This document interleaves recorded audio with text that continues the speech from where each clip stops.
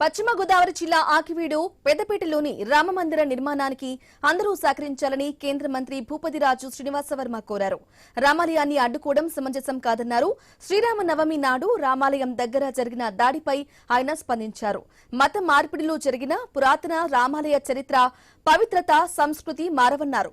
అక్కడ రామాలయం ఉందని, రాముని విగ్రహాలు ఉన్నాయని, వాటిని పునర్నిర్మించాలన్నదే తమ ఆలోచన అని వెల్లడించారు.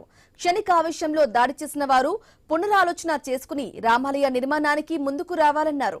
ఇక రామాలయం పునర్నిర్మాణంలో వెనకడు వేసే ప్రసక్తే లేదని కేంద్ర మంత్రి తేల్చి చెప్పారు. ఏదైతే పెద్దపేటలో ఉన్నటువంటి రామాలయం ఉన్నదో అది వివాదాస్పదం కాదు. వాస్తవంగా అక్కడ ఆలయం ఉంది, రాముడి విగ్రహాలు ఉన్నాయి పురాతన కాలం నుండి. దాన్ని కొంత రెనోవేట్ చేయాలనేటువంటి ఆలోచనతో ఆ గ్రామంలో ఉన్నటువంటి పెద్దలకు కానీ ఇతనికి కానీ కలిగినటువంటి